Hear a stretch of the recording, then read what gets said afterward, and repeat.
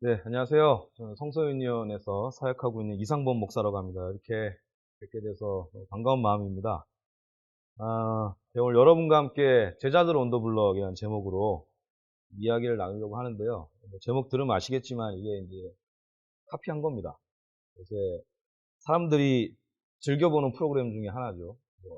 평론가들 얘기 들어보니까 이미 장수 프로그램으로 자리 잡았다. 뭐 이런 얘기도 하던데, 유퀴즈 온 더 블럭.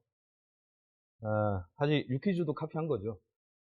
예전에 있었던 저희 어릴 때 옛날 얘기하면 별로 안 좋아하겠지만 저희 어릴 때 아주 핫했던 뉴 키즈 언더 블럭 이 바닥에서 혜성처럼 나타난 새로운 녀석들 뭐 이제 그런 걸로 해서 가요계 전 세계적으로 아주 떠들썩했던 그 사람들의 네임을 가져와서 새로운 네이밍을 했고 저는 또 이제 그걸 한 번 더 가져온 셈인데 여러분 그 유재석 씨가 진행하는 뉴 키즈 언더 블럭 그걸 보면 어떻습니까? 이렇게 울림이 있지 않나요?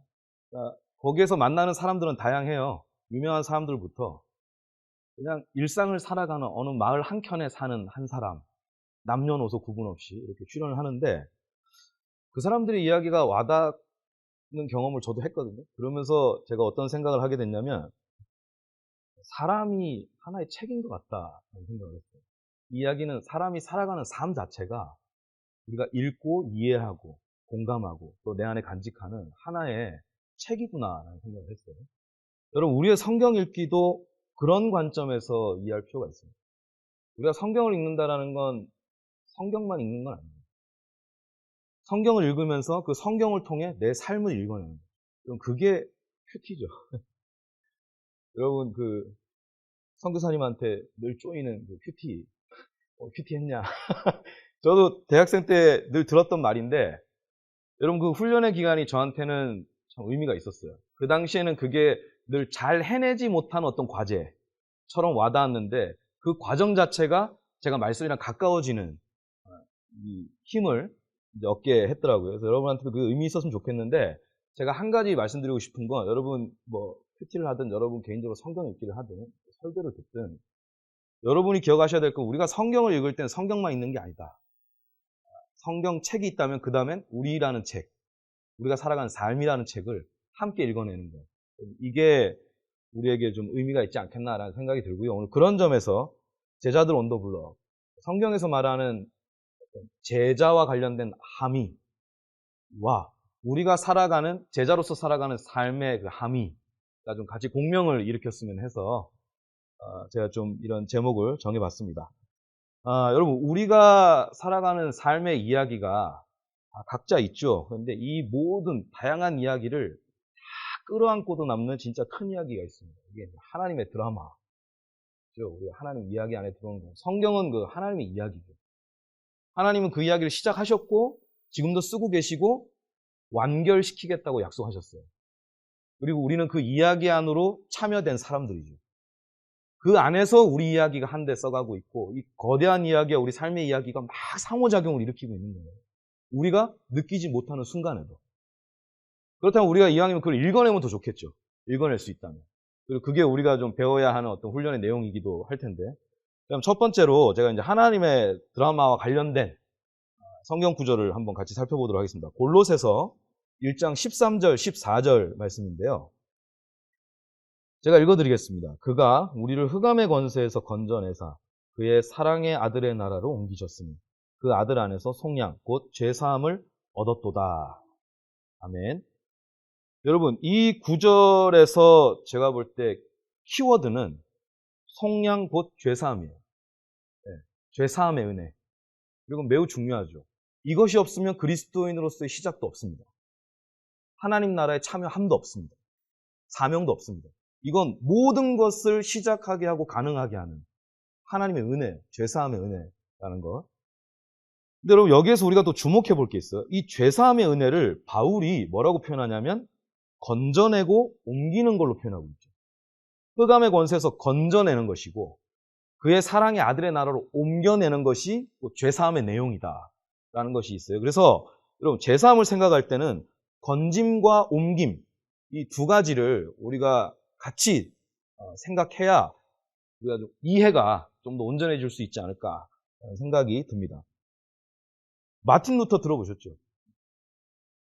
그리고 개신교인들한테는 히어로 같은 인물인데, 종교개혁가 마틴 루터가 사실은 방금 우리가 읽은 골로새서 1장 13절 14절을 온몸으로 부딪혀 깨닫고 그걸 많은 사람에게 이제 전파했던 시효가 되는 인물이다. 우리가 말씀 드릴 수 있겠는데, 여러분 루터가 그걸 어느 날 문득 갑자기 여러분 이렇게 깨달은 게 아닙니다. 루터의 그 선언은 여러분 소위 말하는 갑툭튀가 아니에요. 그냥 생뚱맞게 갑자기 튀어나와서 사람들한테 퍼져나간 게 아니고 엄청난 씨름이 있었어요. 엄청난 씨름. 그 씨름은 한마디로 뭐냐? 걸어서 하늘까지입니다. 여러분 루터가 살던 시대의 그 신앙관념, 중요한 신앙관념은 뭐냐면 한 발 한 발 천국을 향해 걸어가는 거예요. 그래서 그 걸어서 하늘까지 도달하는 거죠. 어떻게 그런 생각을 할까 싶겠지만 여러분 그 당시에는 그게 상식적이었습니다. 사람들은 그걸 붙들고 이제 지냈고요. 여러분 이렇게 한 발 한 발 옮겨서 하늘까지 도달한다라는 게 이론적으로는 가능할 수 있죠. 예를 들어보면 여러분 혹시 기억하시는지 모르겠는데 2010년 8월경에 칠레 산호세에 있는 구리광산에 큰 사고가 났습니다. 이 구리광산이 붕괴돼 버렸어요. 그래서 제가 듣기로는 이게 붕괴되면서 70만 톤 정도 되는, 그러니까 어마어마한 무게죠.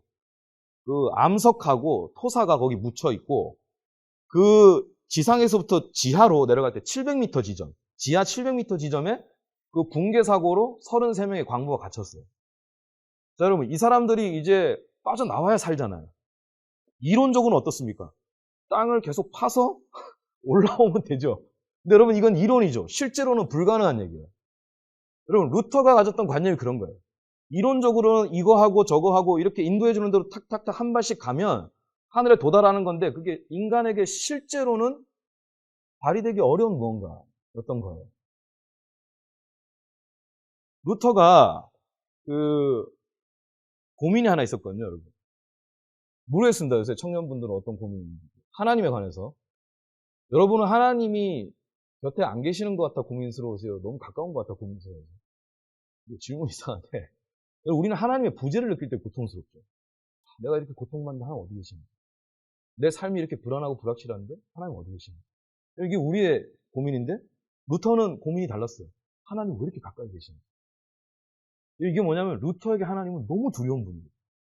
까다롭고 엄격하고 이분을 만족시킬 자신은 없고, 이게 루터에게 늘 눌림이에요. 눌림. 영적으로 눌리고 몸까지 쇠약해지고 심리적으로도 쇠약해졌어요. 그렇게 살던 루터가 어느 날 큰 사건을 겪습니다. 지나가는 길에 벼락이 쳐버리죠. 그래서 이게 막 위험한 광경을 막 봐요. 그때 루터는 대번에 이걸 하나님의 어떤 엄벌로 생각하고 경고의 메시지로 듣고 그 자리에서 엎드려서 서원을 합니다. 성 안나여, 이 위기에서 저를 구해주시면 제가 수도사가 되겠나이다. 이렇게 얘기를 합니다. 여러분, 성 안나는 광부의 수호신이에요. 그 당시에는 그런 기도를 했습니다. 루터 집안이 광부 집안이에요. 아까 칠레도 광부 얘기인데 루터도 광부 얘기. 그래서 그 성원을 하고 수도원을 갑니다. 여러분 왜 그렇게 했을까요? 걸어서 하늘까지 해서 한 발을 더 내디딘 거예요. 그 당시에는 수도사가 되는 게 천국에 더 가까이 가는 길이었습니다. 그래서 내가 더 이상 이 공포에 떨 수는 없고 더 한 발 가까이 가자라고 해서 수도사가 되었고, 수도원 생활을 정말 열정적으로 했거든요. 루터가 나중에 일기 뭐라고 썼냐면, 수도원의 규율을 다 준수해서 천국에 갈 것 같으면 내가 천국 문 앞에 가장 가까이 있었을 것이다. 이런 거의 자기를 학대하는 수준으로 어떠한 규율도 마다 않고 그걸 해내려고 몸부림쳤던 사람. 왜냐하면 그렇게 해서 도달하는 거니까. 걸어서 하늘까지니까. 그렇게 간 거예요. 그러다가 루터가 하긴 하지만 이게 안 되는 게 있죠. 그러다가 중요한 사건을 하나 겪는데 고해 성사를 하잖아요. 고해 신부에게 가서 자기의 죄를 고백합니다. 그리고 그 죄사함의 은혜를 확신 받아야 자기가 이제 또 하나님 한 발 더 가까이 가는 거잖아요. 고해를 하고 나오는데 집에 가는 길에 죄가 또 생각나는 거예요. 고백을 못한 죄가 또. 혹은 가는 길에 또 죄를 짓는 거예요. 루터한테 엄청난 양심 가책증 같은 게 있었거든요. 모든 게 양심에 걸리는 거예요. 그 하나님 앞에 있을 때. 이걸 막 견딜 수가 없는 거예요. 그럼 또 돌아가요. 돌아서 또 노크를 해요. 고해 신부는 또 고해를 해요. 이런 일을 계속 반복하는 중에 한 사람이 짜증이 났습니다. 누가 짜증이 났을까요? 고해 신부가 짜증이 나. 보냈는데 또 오고, 보냈는데 또 오고. 아들아, 내가 죄사함을 받았느니라 평안히 가라. 분명히 보냈는데 또 오고. 나중에 그래서 고해 신부가 이렇게 얘기했다 그래요. 얌마, 어디 가서 그 사람 죽이거나 이런 거 아니면 오지 마. 이런 얘기를 했대요. 여러분, 우리는 웃죠. 루터한테는 충격이었어요. 왜 충격이었느냐? 난 이렇게 해서 천국에 가까이 간다고 믿었는데 내 고해를 받는 이 사람도 이 시스템을 믿지 않고 있구나. 라고 하는 거에 충격을 받아요. 이런 식의 자기가 몸담고 있는 그 걸어서 하늘까지 시스템에 회의를 갖기 시작하면서 성경 연구에 천착하기 시작합니다. 성경이 말하는 복음이 뭐냐? 구원이란 무엇이냐? 이런 거에 대해서 이제 천착을 하다가 루터가 귀한 깨달음을 얻습니다. 어떤 깨달음일까요? 여러분, 다시 칠레 광부 얘기로 돌아가 볼까요? 광부들이 이론상으로는 이거 파서 올라와야 되는데 이게 안 되잖아요. 그럼 어떻게 구해집니까? 위에서 구멍 뚫고 내려줘야, 그리고 끌어올려줘야, 건지는 거죠. 건져줘야 건짐 받지요. 여러분, 루터가 거기에 대한 걸 깨닫기 시작해요. 내가 하나님을 만족시키기 위해서 무언가를 하고 그걸 한 발 한 발 옮겨서 천국에 도달하는 게 아니고, 그리고 그렇게 할 수 없고, 하나님이 예수 그리스도를 통해 나를 위해 하신 일을 믿을 때 내가 건짐 받는다. 라는 식의 복음을 희미하게, 나중엔 선명하게 깨닫게 됩니다. 루터가 그 당시를 회상하면서 뭐라고 기록을 했냐면, 내가 낙원에 들어가는 것 같았다. 내가 마음의 평안을 드디어 얻었다. 이런 이야기를 합니다. 자, 건짐받는 경험인 거죠. 여러분이 DFC에서 훈련받고 신앙생활 하면서 여러분 복음 다 배우실 겁니다. 그런데 여러분이 믿고 있는 복음, 그리고 여러분이 확신하고 있는 바를 설명할 수 있는 언어가 있어야 돼요. 그래야 그게 남습니다. 막연하게 가지고 있으면 또 막연해서 나중에 흔들려요. 여러분, 저는 루터의 표현은 참 좋은 것 같아요. 내가 하나님을 위해 무언가를 하는 것이 아니라 하나님이 나를 위해 하신 일을 믿는 것. 이것이 결국 건져냄의 길이다. 건져지는 길이다. 이런 이야기를 했습니다. 자, 이제 루터가 그러고 나서 생명을 얻은 삶을 이제 시작을 했죠. 근데 여러분, 제가 아까 그 칠레 강부 말씀드렸지만 이 사람들도 기적적으로 여러분 이게 시추 작업을 막 해가지고 어디 있는지 찾아가지고 땅을 막 뚫어가지고 700m까지 그 암석 다 뚫는 거예요. 뚫어서 딱 한 사람만 들어갈 수 있는 캡슐을 내려줘요. 그러면 한 사람씩 올리는 거예요. 69일 만에 다 구조됐어요. 원래 애초에 생존율이 2%였습니다. 이 사람들이 암흑과 절망의 갱도에서 나온 거죠. 나왔어요. 자, 그러면 그 다음에 이제 새 삶이 이루어져야 될 거 아닙니까? 감격도 잠시. 나중에 몇 년 지난 다음에 이 사람들이 인터뷰를 했는데 엄청나게 고생을 하고 있는 거예요. 그리고 기적적으로 살았잖아요. 그 사람들은 지상으로 올라왔을 때 모든 게 새로웠을걸요? 거의 다시 태어난 기분이었을 거예요. 우리 거듭남의 경험하고 거의 약간 유사한 부분이 있어요. 공기도 새롭고, 사람도 새롭고, 내가 살아가는 이 하루가 새롭고, 모든 게 선물로 느껴졌을 거예요. 근데 그 감격도 잠시였어요. 나중에 봤더니 이 사람들이 왜 힘드냐? 원인이 몇 가지 있는데 일단 취직이 안 돼. 이 사람 평생 광부로 먹고 살았잖아요. 문제가 뭐냐? 유명인이 되고 나니까 광산에 이 사람들을 채용을 안 해요. 왜냐, 이 사람들이 우리 광산에 오면 매스컴의 주목을 받는 거예요. 그럼 우리 안에 있는 어떤 모순이나 또 이런 어떤 노출하기 싫은 부분이 있잖아요. 그런 부분이 알려지니까 이 사람들이 안 받아주니까 취직이 안 되고, 그럼 취직이 안 되니까 이 사람들 굉장히 어려운 삶을 살고, 그리고 이 사고에 대한 보상 문제로 소송이 엄청나게 길어졌어요. 그러니까 계속 빚을 지는 거죠. 여러분, 우리가 여기에서 뭘 생각해야 될까요? 건짐 이후도 중요합니다. 건져지는 사건 너무 중요한데 건짐 이후. 그래서 오늘 골로새서에서 이렇게 얘기해요. 건진 다음에 옮긴다. 옮긴다. 여러분, 옮긴다라는 거에 우리가 굉장히 주목을 할 필요가 있습니다. 루터는, 여러분 오해하지 마세요. 제가 그 광부들의 삶을 제가 쉽게 얘기하는 거 아닙니다. 제가 이제 여러분에게 이해하기 쉬우라고 그 예를 든 거예요. 그분들의 고통을, 그 고통의 이야기를 제가 가져와서 여러분께 들려드리는 거예요. 루터는 건진받은 다음에 옮겨지는 사건을 겪게 되는데 많아요. 그 중에 대표적으로 뭐가 있냐면, 여러분 에릭 에릭슨이라는 사람이 루터를 뭐라고 평가했냐면 인류 역사에서 가장 위대한 환자다. 이렇게 얘기했어요. 위대한 환자. 왜냐하면 루터에게는 그 우울증이 굉장히 심했어요. 신앙의 디프레션이 한번 빠지면 올라올 줄을 몰라요. 나락으로 추락해요. 그런 엄청난 감정의 기복이 있었고, 그리고 좀 신경질적인 면도 있었고, 루터는 같이 일하는 사람하고 되게 많이 싸웠어요. 그래서 듣기로는 지인이 칼빈이랑 일부러 만나지 않게 했다 그러더라고요. 만나면 또 싸울 거니까. 이제 그 정도로 예민하고 이런 사람이었는데 루터에게 또 하나의 좀 뭐랄까 환자라고 평가할 만한 부분이 있었는데 그게 뭐냐면 살부의식. 아버지를 죽이고 싶은. 여러분 루터가 아버지가 굉장히 엄격했대요. 자기 어린 시절을 회상하면서 이런 말을 합니다. 난 아버지 친아들인데 우리 아버지는 나를 왜 이렇게 혹독하게 다뤘을까? 그 억압이죠, 일종의. 강한 규율을 강조하는 그 아버지의 훈육 속에서 억압받고 그 아버지에 대한 원망, 그 두려움 이런 게 사로잡히다 보니까 이게 나중에 살부의식이 형성되고 여러분 이게 하나님께 투사가 되는 거예요. 그러니까 루터에게 하나님은 너무너무 두려운 하나님이에요. 근데 루터가 그 건짐받는 복음의 역사를 맛보고 나서 살아가는 평생 동안 깨달은 게 하나 있어요. 하나님이 정말 좋은 아버지시고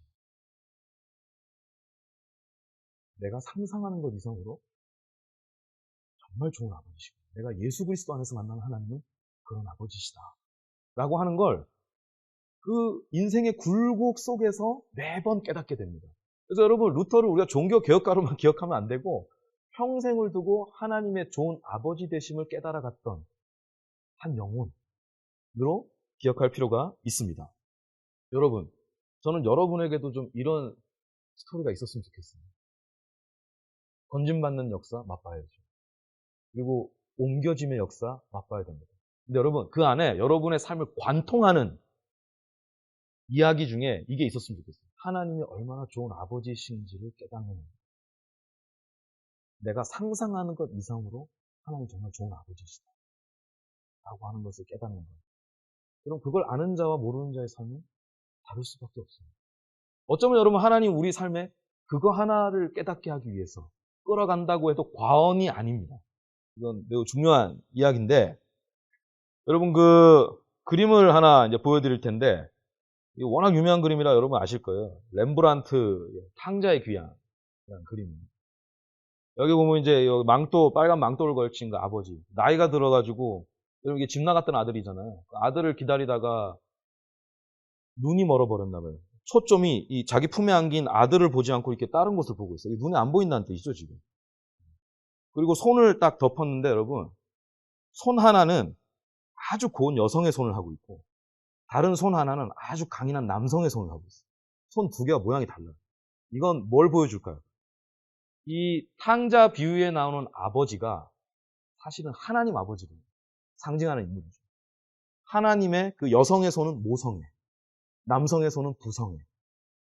돌아온 아들을 이렇게 딱 따뜻하게 안아주는 여러분 하나님의 손을 이제 우리가 볼 수 있습니다. 이게 이제 저처럼 머리도 없고 이렇게 뒤통수만 나와서 이렇게 안겨 있는 이 사람이 이제 탕자인데 여러분 이 탕자가 이제 아버지 재산 강탈하다시피 뺏어가지고 다 털어먹었잖아요.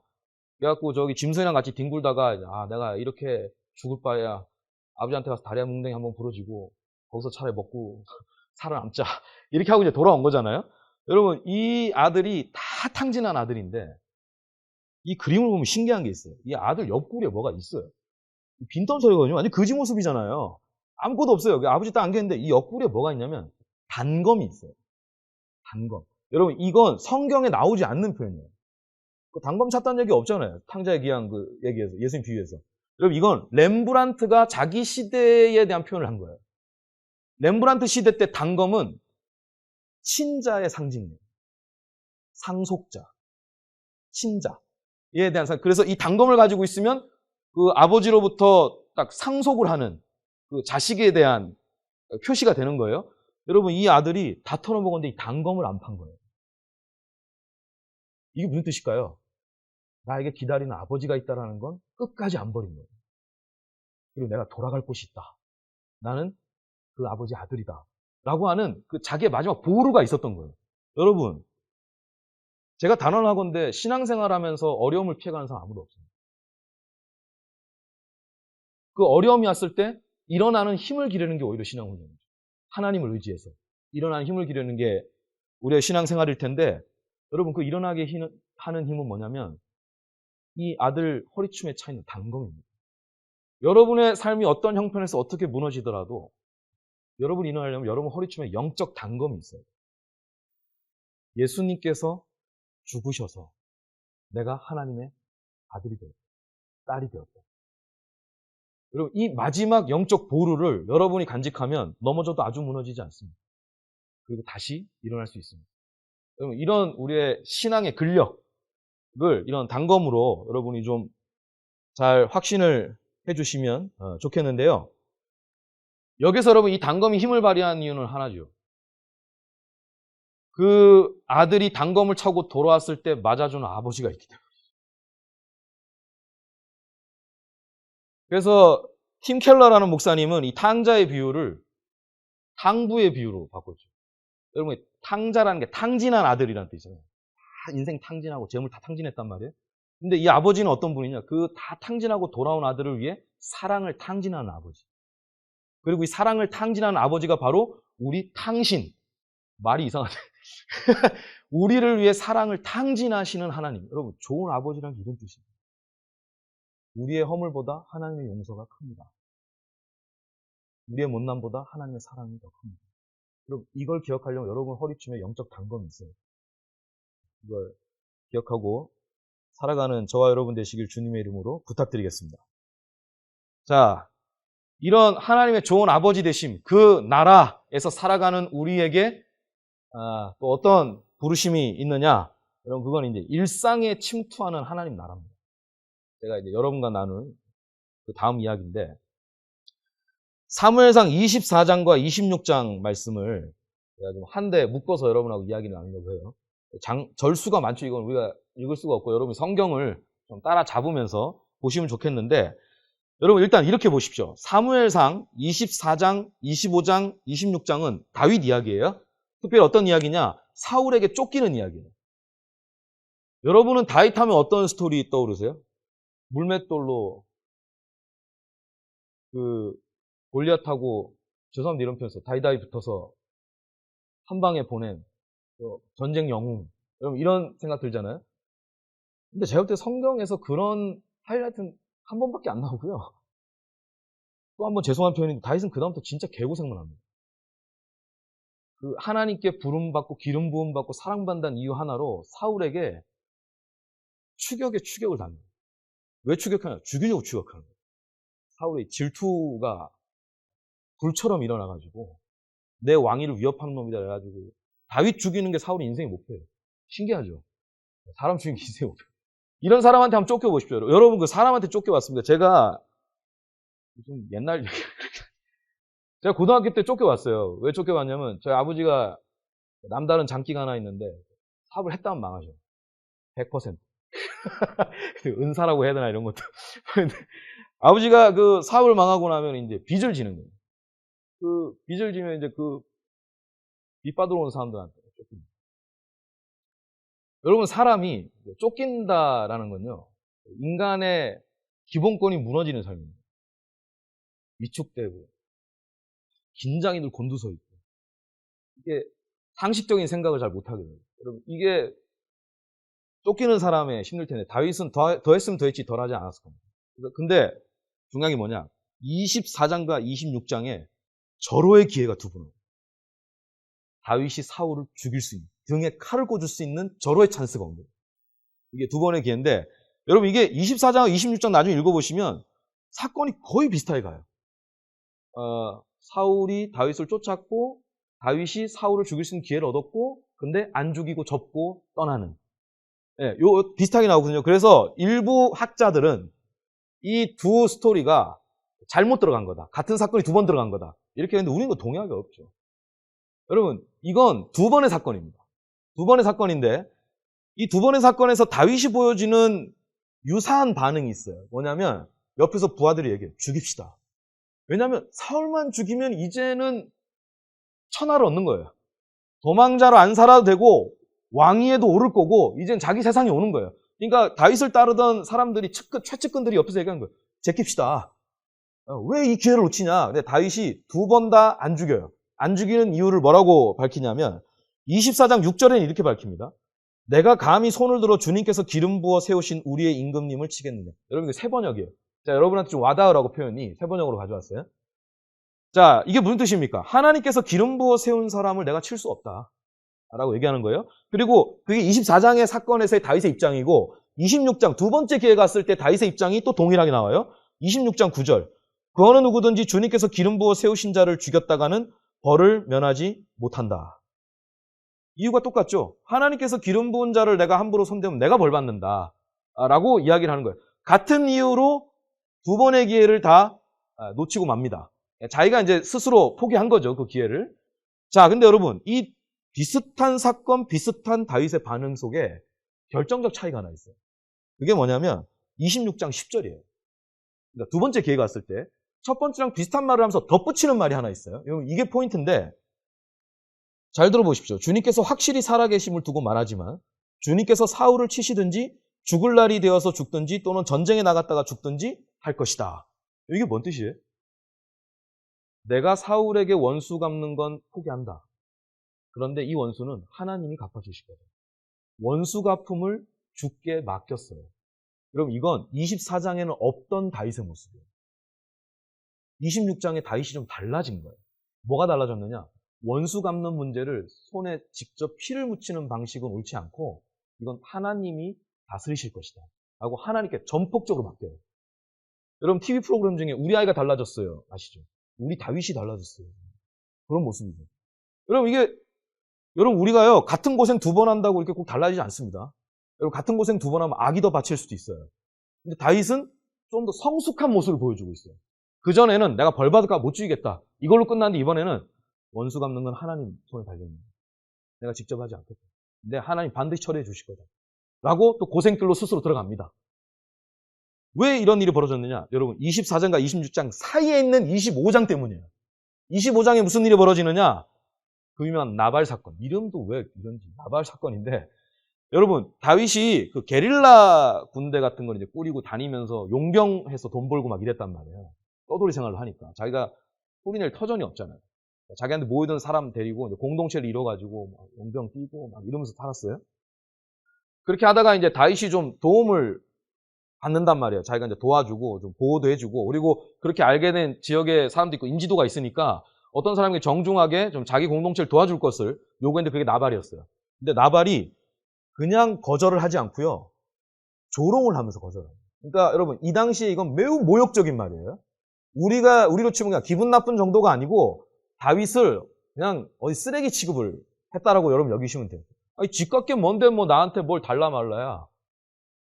뭐 거의 이런 식으로 얘기합니다. 뭐 꺼지한 식으로 이렇게 얘기를 해요. 다윗이 거기에 완전히 이제 돌아버려요.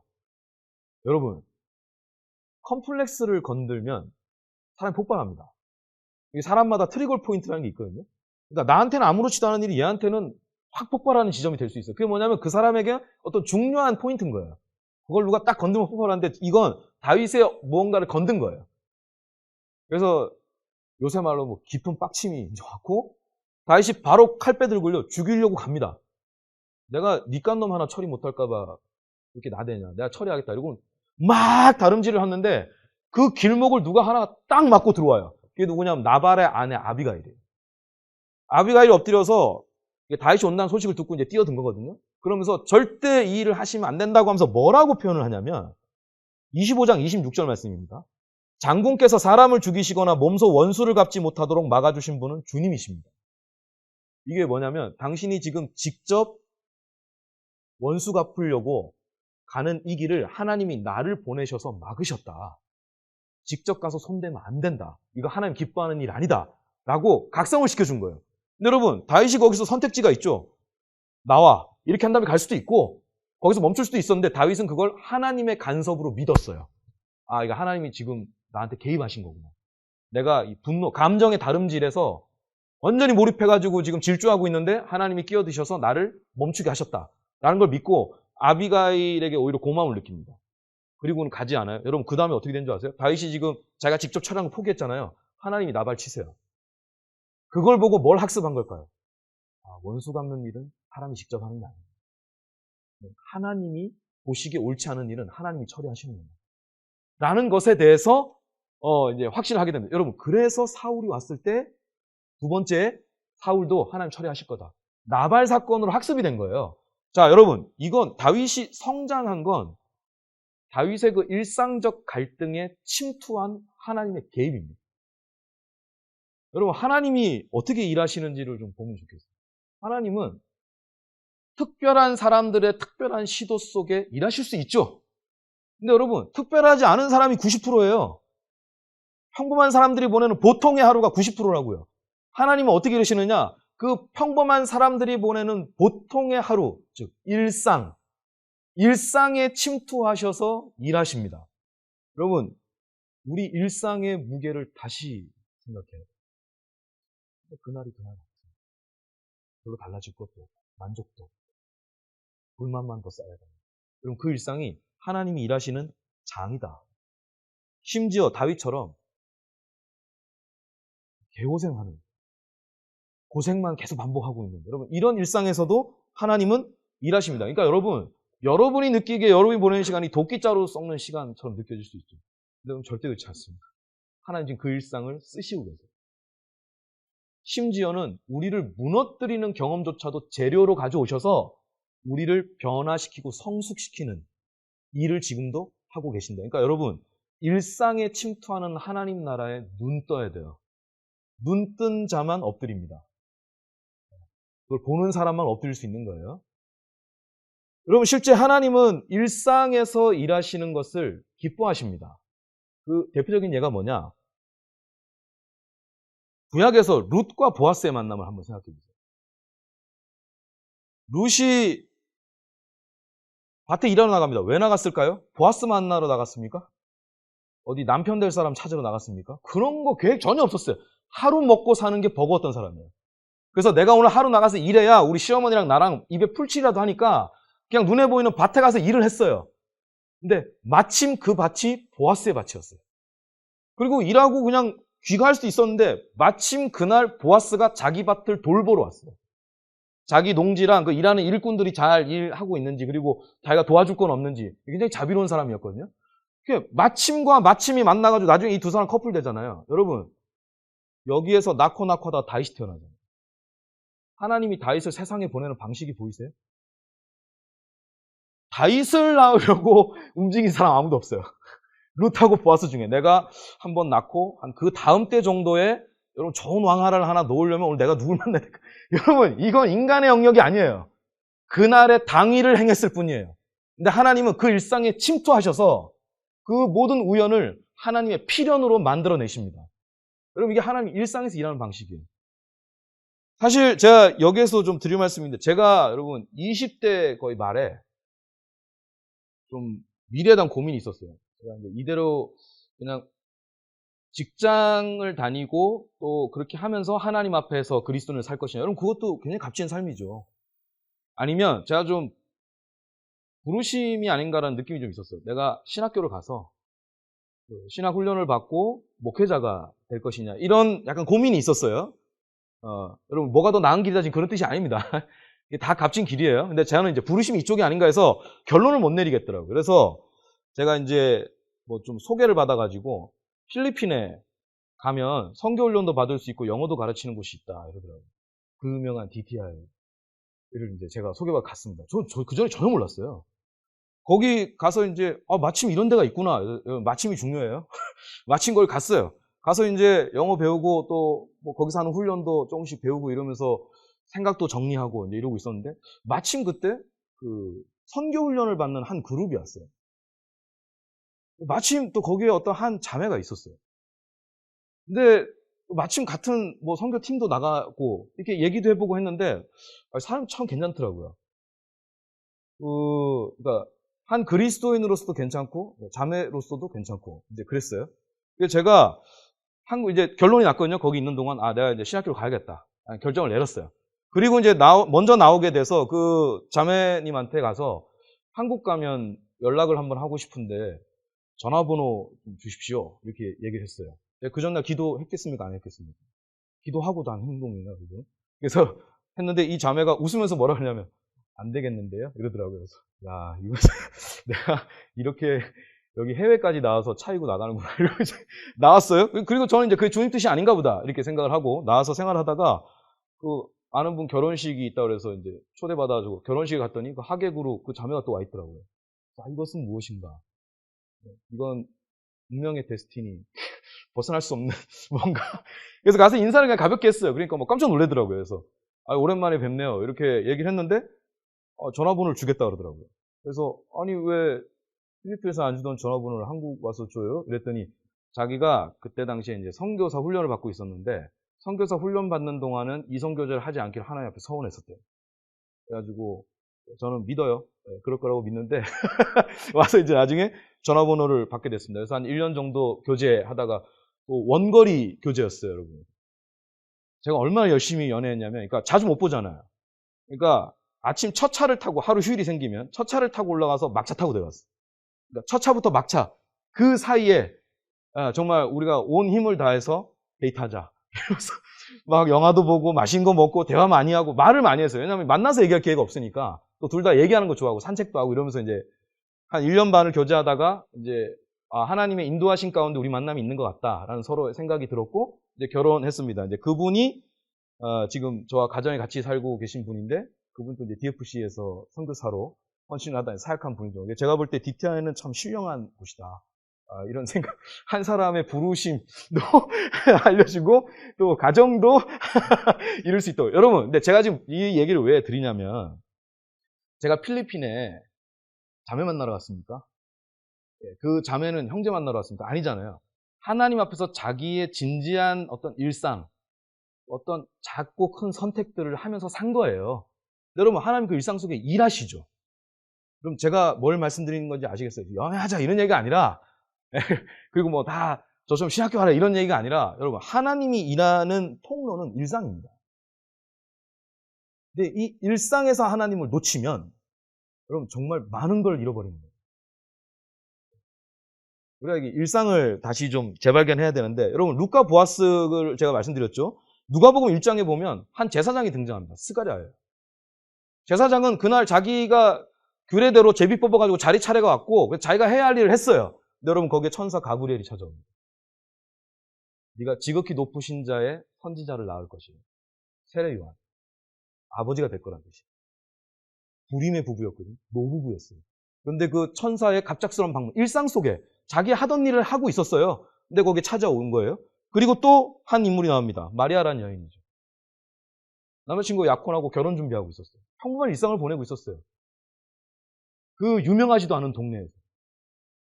뭐 우리가 만약에 여행 간다 그러면 관광지에 들지도 않을 그런 지역에 살고 있는 그 한 여인을 천사 가브리엘이 또 찾아옵니다. 네가 지극히 높으신 이의 아들을 낳을 것이다.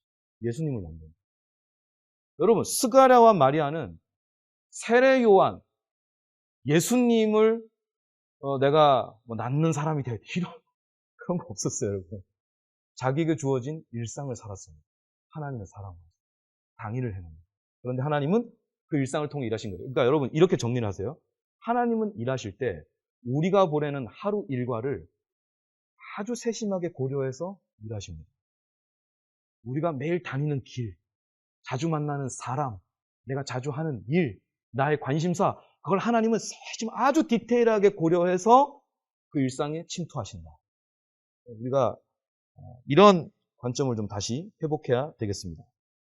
여러분, 평범한 사람들이 보내는 보통의 하루, 제가 말씀을 드렸는데, 이런 우리에게 익숙했던 하루가 무너지는 순간이 있었죠. 코비드19가 우리 삶에 찾아온 일. 보통 코로나라고 부르죠. 여러분, 코로나19가 우리 삶에 깊숙이 침투하고 나서 우리가 쇼크를 받았죠. 왜 쇼크를 받았습니까? 다 멈춰버렸잖아요. 초반만 해도. 모임, 활동, 심지어 일터 다 스탑. 그와 더불어서 우리의 그동안의 신앙 생활 패턴까지 다 일시정지가 걸려버렸죠. 여러분 제가 그때 참 혼란스러웠습니다. 그리스도인으로서 혼란스러웠고 한 사람으로도 혼란스러웠고 목사로서도 혼란스러웠어요. 그러다가 교보문고 앞에 그 19가 하나 딱 적혀 있는데 제가 그걸 보고 꽝 했어요. 그 19를 찾아봤어요. 그러니까 시가 있더라고요. 그 시가 뭐냐면 백무산 시인의 정지의 힘이에요. 그리고 정지의 힘을 제가 한번 읽어드릴게요. 기차를 세우는 힘, 그 힘으로 기차는 달린다. 시간을 멈추는 힘, 그 힘으로 우리는 미래로 간다. 무엇을 하지 않을 자요 그로 인해 무엇을 해야 할 것인가를 안다. 무엇이 되지 않을 자요 그 힘으로 나는 내가 된다. 세상을 멈추는 힘, 그 힘으로 우리는 달린다. 정지에 이르렀을 때 우리는 달리는 이유를 안다. 씨앗처럼 정지하라. 꽃은 멈춤의 힘으로 피어난다. 씨앗처럼 정지하라. 꽃은 멈춤의 힘으로 피어난다. 저는 지금 이 멈춰있는 세상, 멈춰있는 저의 일상이 너무 불안했었거든요. 근데 제가 이 시를 보면서 조금 과장하자면 하나의 음성 듣는 것 같았어요. 이제까지 네가 어떻게 살았는지 한번 보라. 늘 달리기만 해. 멈출 줄을 모르는. 여러분 이게 뭐와 같냐면 우리가 호흡을 할 때 들숨과 날숨이 고루 이루어져야 되잖아요. 여러분 둘 중에 하나가 없으면 호흡 곤란하잖아요. 들여 마셔야 내쉬죠. 근데 일종의 저는 그 전의 삶을 날숨만 쉬었던 거예요. 들숨이 없어요. 그리고 또 하나 응축이 없이 발산만 하고 산 거예요. 내가 해야 될 일, 감당해야 할 일정, 돌봐야 할 사람, 또 나의 역할 여기에만 전전긍긍하면서 그냥 계속 뛰어다녔는데 오히려 그러니까 열매도 없고 삐거덕거리는 일도 많고 또 소지는 크고 의미는 점점 상실되고 여러분 이런 게 막 파노라마처럼 이렇게 쫙 지나가더라고요. 코로나가 왜 왔냐? 저는 몰라요. 모르는데 적어도 하나님 우리에게 성찰할 기회는 주시는 거예요. 이제까지 어떻게 살아? 이 시를 보면은 후반부에 있는 거 있죠. 달리고 미래로 가고 무엇을 하고 뭐가 되고 뭐 이런 거 있잖아요. 여러분 우리가 이걸 이제까지 해왔는데 그 앞이 없이 해왔죠. 세우고 멈추고 하지 않고 되지 않고 정지하고 이런 것 없이 계속 뭔가를 이루어내려고 했던 건 아닌가라는 생각이 듭니다. 제가 예전에 그 주일학교 애들 프로그램 할 때 물총 싸움을 한 적이 있어요. 남자 여자 초등학생 애들 모아가지고 물총 싸움을 하는데 물은 딱 한 통만 주는 게 룰이래요. 그래서 물통 크기 다르다고 또 싸우고 그래서 달려가지고 이걸 넣었어요. 넣어서 이제 물통은 충전 안 해줘요. 그거 하나로 타임이 끝날 때까지 이제 최대한 다른 사람 많이 맞추면 이게 뭐 이런 거 게임을 했어요. 했는데 이 남자 애들 저도 남자지만 참 난사예요, 난사. 이거를 전력적으로 써야 되잖아요. 딱 필요할 때 써고 그랬는데 와 이렇게 쏘고 당기는 거예요. 그러다가 물을 금방 다 썼어요. 물을 다 쓰고 나니까 물통에 물을 넣었는데 얘가 계속 펌프질을 하니까 뻑뻑 하면서 거품만 일어나요. 여러분 응축 없는 발산, 들숨 없는 날숨이 그런 거거든요. 우리가 그동안 그렇게 살아왔던 삶을 하나님이 브레이크를 거는 건 아닌가. 여러분 우리 일상에 침투하는 하나님 발견한 지가 오래되었다면 이제 그거 재건하셔야 돼요. 일상을 다시 세우는 건 그 일부터 하는 겁니다.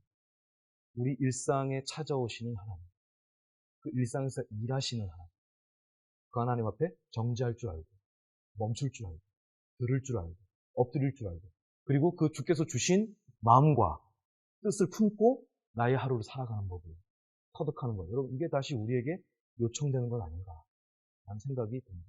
여러분의 일상을 다시 세우십시오. 신앙의 회복은 일상의 재건부터 시작됩니다. 여러분 일상의 제자도 회복하시기를 주님의 이름으로 부탁드리겠습니다. 자, 그 다음 이야기 넘어가겠습니다. 지혜롭게 섬세하게 라고 얘기했는데 여러분 하나님이 침투하시는 일상이라는 건 일상이 신비의 영역이라는 뜻이죠. 일상은 하나님의 신비가 있어요. 사람이 계획하고 사람이 행동하는 대로 흘러가는 것 같지만 절대 그렇지 않아요. 하나님이 계획하시고 하나님이 이끌어가세요. 그런 면에서 일상은 신비인데 또 한 측면이 있죠. 하나님이 일하신다라는 든든함이 있는가 하면 동시에 참 풀기 어려운 숙제 같은 면도 있어요. 우리의 삶이라는 거. 여러분 이렇게 다른 사람 삶에 대해서는 잘 보이죠. 그리고 자기 삶의 답은 되게 찾기 어려워요. 이게 사람이 다 마찬가지라고요. 그러니까 왜냐면 이게 자기 문제를 푼다는 건 다 어려운 문제예요. 어려운 측면이 있는데 그래서 우리한테 뭐가 필요하느냐? 지혜의 제자도가 필요합니다. 하나님이 일하시지만 또한 동시에 풀기 어려운 이 양 측면을 다 끌어안고 있는 이 일상을 어떻게 살아갈 것인가 라고 할 때 그 길을 보여주는 게 지혜예요. 지혜. 여러분 우리가 지혜의 제자도 그래서 제가 지혜롭게 섬세하게 라고 이제 말씀을 드렸는데, 일단 한 가지 분명히 해야 할 점이 있습니다. 여러분, 지혜는 적어도 하늘에서 내려오는 지혜, 하나님 주신 지혜는 관계적 지식입니다. 어디 땅 파서 캐내는 게 아니고 하나님과 올바른 관계를 맺고 있을 때 거기서부터 흘러나오는 거예요. 지혜라는 거. 그러니까 여러분, 하나님을 사랑하는 관계 없이 지혜도 없습니다. 하나님께 사랑하고 순종하는 삶이 있을 땐 지혜도 따라옵니다. 이건 얻어지는 거예요. 우리가 하나님과의 그 관계 안에서, 그래서 여호와를 경외하는 것 지식의 근본이거늘, 이거 그 뜻이에요. 지식, 지혜는 관계에서 오는 거다. 여러분, 경외한다는 건 하나님과 올바른 관계를 맺고 있다는 뜻이에요. 사랑하고, 사랑해서 순종하고, 또 사랑해서 섬기고, 여러분, 이런 좋은 관계를 맺고 있을 때 거기서 이제 지혜가 얻어지는 건데, 여러분, 그 지혜를 가지고 살아갈 때 제가 청년 여러분께 좀 당부드리고 싶은 게 하나 있습니다. 첫 번째, 기계적 인과율에 빠지지 말라는. 여러분, 잠언서 같은 걸 보면 흑백 논리처럼 보이는 게 되게 많아요. 지혜의 길은 결국 형통하고 번영할 것이고 평안할 것이고, 미련한 자의 길은 결국 멸망이고 넘어집니다. 이렇게 해서 딱 두 갈래 길을 선명하게 구분해놓고 이쪽으로 가라, 이쪽으로 가라. 이쪽으로 가면 이렇게 되고 이쪽으로 가면 이렇게 된다. 그러니까 어떤 선택에 뒤따르는 결과가 매우 선명하게 극명한 대조를 이루면서 드러납니다. 여러분, 우리가 그런 걸 읽고 있다 보면 어떤 생각이 드냐면 순간순간 살아가면서 양갈래길 앞에 서는 거예요. 그리고 내가 이쪽을 선택했을 땐 뭔가 좀 잘 풀릴 거고, 이쪽으로 가면 꼬이는 거고. 여러분, 이런 생각에 빠지기 쉬운데, 여러분, 성경이 말하는 지혜는 그런 차원보다는 인격적 인과율입니다. 여러분, 이게 중요해요. 인격적 인과율이 뭐냐면, 제가 거기에 관련된 말씀을 하나 보여드리겠습니다. 잠언 11장 3절 말씀인데요. 정직한 자의 성실은 자기를 인도하거니와 사악한 자의 패역은 자기를 망하게 하는다. 여러분, 딱 대조되죠. 정직한 자, 사악한 자. 한 사람은 길을 인도받고 한 사람은 망하고. 여러분, 이렇게 보면 내가 오늘 하루를 살면서 좀 정직하지 못한 순간이 있었단 말이에요. 그럼 난 어떻게 되는 거예요? 여러분, 이런 그 신앙의 롤러코스터를 하루에 몇 번씩 탈 수 있어요. 이걸 문자적으로만 이해하면. 근데 여러분, 여기에 담긴 뜻을 우리가 헤아려야 되는데, 제가 번역을 좀 바꿔서 읽어드릴게요. 새 번역으로 이 같은 구절을 보면, 정직한 자는 성실하게 살아 바른 길로 가지만 사기꾼은 속임수를 쓰다가 zet개에 빠져 멸망한다. 여기에 살아라는 말이 나오죠. 산다. 그리고 공동번역으로 보면 이렇게 나옵니다. 정직한 사람은 바르게 살아 앞길이 열리지만 사기꾼은 속임수를 쓰다가 zet개에 넘어간다. 사는 거예요. 이건 뭐냐면 긴 시간을 두고 매일매일 반복한다는 뜻이에요. 한 번 정직했다가 한 번 부정직했다가 이런 단타성, 이벤트성, 짧은 호흡이 아니라 긴 삶을 들고 지속적으로 반복하는 거예요. 좀 좌충우돌하고 부족하더라도 그래도 다시 한번 이 길을 꾸준히 연습한 걸 얘기하는 거예요. 여러분, 이렇게 가는 사람은 나중에 결국 길을 인도받고, 매일매일 중요한 선택에 있어서 그 아주 교활한 꾀를 부리고, 그리고 악한 동기를 가지고 일을 하는 사람은 결국에는 넘어진다. 라는 긴 호흡을 얘기하는 거고요. 거기에 관련된 또 말씀 하나, 11장 5절, 잠언 11장 5절 보면 완전한 자의 공의는 자기의 길을 곱게 하였거니와 악한 자는 자기의 악으로 말미암아 넘어지리라. 여기도 완전한 자의 공의, 그러니까 공의를 행하는 자, 그리고 악을 행하는 자, 그래서 완전히 또 길이 나뉘죠. 우리가 공의롭지 못할 때가 얼마나 많습니까? 살면서. 우리의 특기는 불의를 굉장히 잘 참는. 여러분, 이런 게 우리 삶의 다 연약함인데, 여러분, 이거 보면은, 야, 이거 나는 틀린 거 아닌가 이런 생각이 들죠. 그렇게 보시면 안 되고, 이걸 또 새 번역이나 공동 번역을 보면 또 산다라는 표현이 나와요. 그러니까 긴 시간을 두고 옳은 행실로 살기를 반복했던 사람, 그리고 긴 시간을 두고 그 아주 안 좋은 동기로 악한 행실을 반복했던 사람, 그 오랜 시간에 걸쳐서 살아온 것에 대한 결과를 이야기하는 거거든요. 여러분, 여기에서 우리가 얻을 메시지는 이겁니다. 지혜를 얘기할 때 여러분, 가장 핵심은 여러분이 하나님께로부터 얻은 지혜를 매일매일 반복하잖아요. 그럼 그게 여러분이 됩니다. 네. 이게 인격적 인과율이에요. 사람을 만들어내는 거예요. 사람을 만들어내는 거예요. 이거는 되게 중요합니다. 제가 그 예전에 청년으로 교회에 있을 때 여름 수련회 때 이제 바다를 놀러 갔는데, 거기에 저희를 같이 돌봐주시던 이제 부장 집사님이라고 그러죠, 보통. 그 집사님이 계셨는데, 그 집사님이 이제 저희 데리고 가족도 같이 데려왔어요. 그 집에 아들이 하나 있고 딸이 하나 있는데, 아들 걔가 별명이 뭐냐면 에너자이저. 한시도 가만히 있지 않아요. 계속 돌아다니는데, 사고도 많이 치고, 말썽 많이, 교회 유리 막 깨고 이런 애예요. 근데 애가 참 귀엽긴 한데, 참 이렇게 좀 버거운, 이제 그런 애였는데, 아니, 바다에서 놀다가 철수를 하는데, 이놈이 겁도 없이 바다로 혼자 들어간 거예요. 우리는 그거 보고 이러고 있는데 이 아버지는요, 우리 이러고 있는 사이에 바로 뛰어가더라고요. 뛰어가지고 자기가 누구야 이러고 가가지고 건져와요. 여러분, 이 아들 보고 뛰어가는 아버지랑 우리의 차이가 뭡니까? 반사행동 차이 아니에요? 우리는 생각하죠. 어떡하지 이러고 있는데 이분은 어떡하죠? 반사행동. 이분은 반사행동 어디서 나왔을까요? 평소에 그런 짓이 아니라 이제 그런 일을 애가 할 때마다 그걸 긴급하게 막 구조하고 도와주고 막아주고 했던 게 훈련이 된 거죠. 그래서 이분은 이제 그 훈련이 몸에 완전 배었어요. 그래서 생각 안 하고 바로 뛰어가요. 여러분, 우리가 하나님이 주신 지혜를 그렇게 매일매일 반복하잖아요. 그게 우리의 반사행동입니다. 몸이 기억하는 말씀. 그게 진짜 내 말씀 아닐까요? 내 것이 된 말씀. 육화된 말씀. 여러분, 이게 굉장히 중요한 훈련이거든요. 이거 인격적인 거예요, 이게. 사람을 만들어내는 거예요. 그래서 여러분이 매일 하는 어떤 종류의 선택, 어떤 종류의 행동, 어떤 종류의 마음가짐이 계속 반복되잖아요. 여러분이 결국 어떤 종류의 사람이 되는 거예요. 이런 지혜를 몸으로 익히는 제자도, 저는 이거 굉장히 중요하다고 생각이 듭니다. 여러분 잘 생각해 보세요. 우리가 심지어 뭐 20대, 30대, 40대, 50대 구분 없어요. 어떤 한 시점에 있는 사람이 가지고 있는 어떤 경향성은 그거 하루아침에 생긴 거 아닙니다. 그거 되게 오랜 시간 동안 만들어진 거예요. 예를 들어 볼까요? 여러분 나중에 직장 다니시면 일 중독에 빠질 수 있습니다. 여러분 일 중독이 하루아침에 오나요? 그렇지 않아요. 자고 있는데도 계속 일 생각만 하고 이 생각을 끊어내지를 못하는. 그리고 그래가지고 막 가정 다 내팽개치고 일.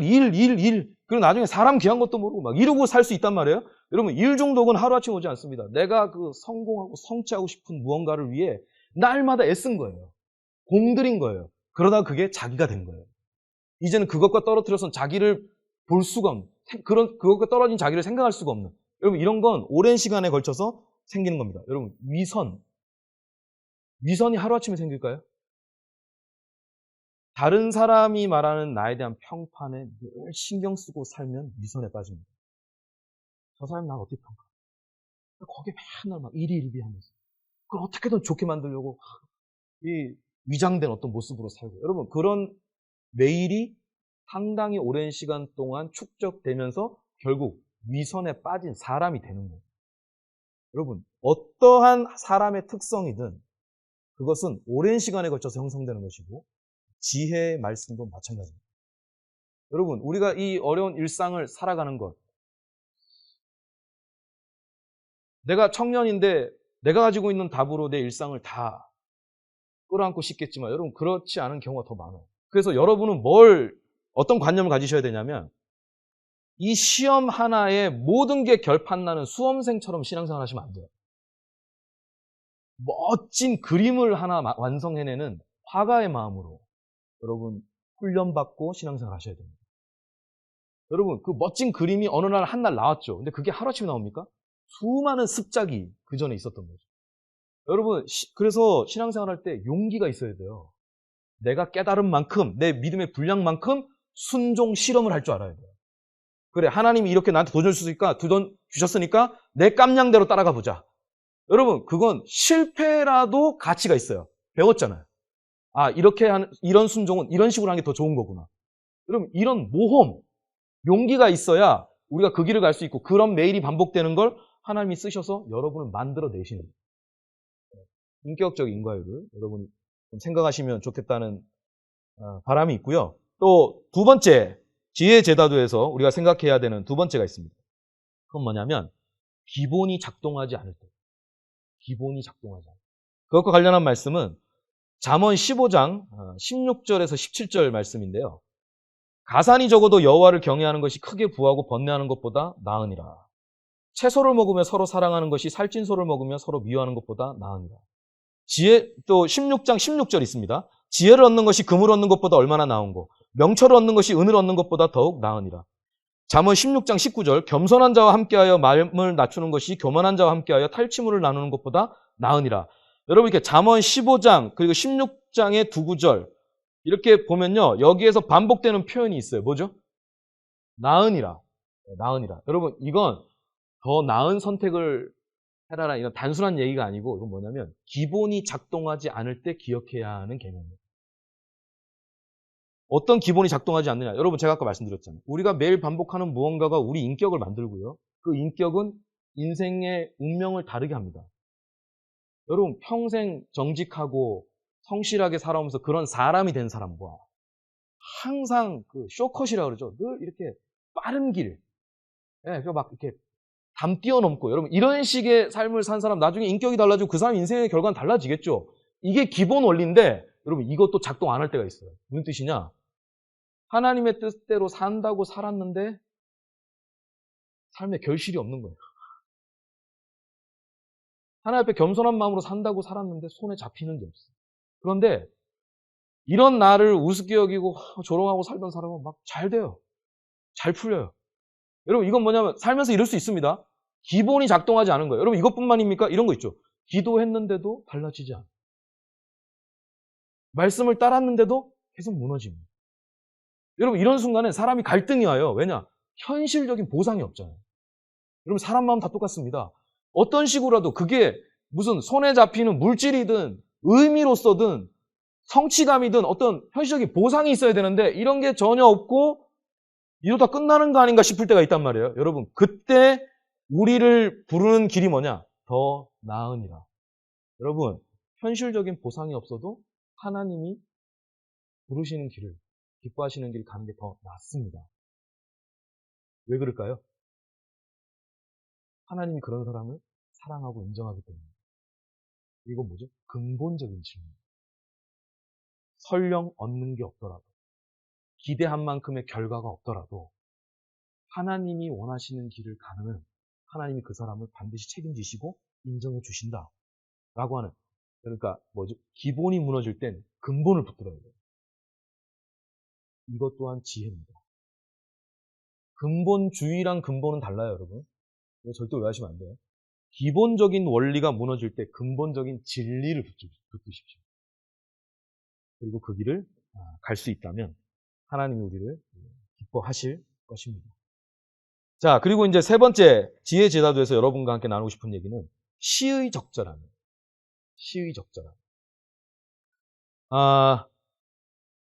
잠언 26장 1절부터 12절을 쭉 보시면 여러분 한번 이렇게 체크해 보세요, 나중에.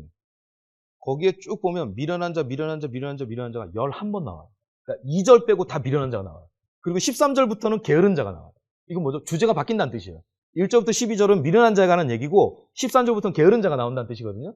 거기서 26장 1절부터 12절을 보면 이제 미련한 자에 관한 계명이 나오는데 여기에서 어떤 건 분명해요. 뭐냐면 미련한 자, 그러니까 하나님을 경외하지 않고 겸손하지 않고 그리고 하나님이 기뻐하신 공의와 이런 걸 행하지 않는 사람에게 함부로 영예를 주지 말라. 그건 적당하지 않다. 분명하게 얘기해요. 여러분, 그 미련한 자에게 하나님은 안중에도 없는 사람에게 칭찬을 해주고 옳다고 해주고 중요한 역할을 맡기는 건 뭐라고 얘기하냐면 여름에 눈 오는 거하고 똑같아요. 여러분, 여름에 눈 오면 우리가 어떻게 얘기하죠? 주님 여름에 이런 선물 주시는군요. 이럽니까? 야, 예수님 다시 오실 때 됐다. 말세다, 말세. 이상현상이잖아요. 그것과 거의 다르지 않다라는 거예요. 뭐가요? 미련한 자에게 영예를 주는 거예요. 적당하지 않다라고 얘기해요. 근데 이렇게 분명한 얘기를 하는가 하면 20장 4절, 5절을 보면 좀 헷갈려요. 제가 한번 볼게요. 20장 4절. 미련한 자의 어리석은 것을 따라 대답하지 말라. 두렵건대 너도 그와 같을까 하노라. 그 다음 절. 미련한 자에게는 그의 어리석음을 따라 대답하라. 두렵건대 그가 스스로 지혜롭게 여길까 하노라. 여러분, 4절과 5절은 같은 주제예요. 미련한 자와 말을 섞을 거냐 말 거냐. 미련한 자와 논쟁할 거냐 말 거냐. 라는 것의 가르침인데 4절은 뭐라고 얘기해요? 말 섞지 말라.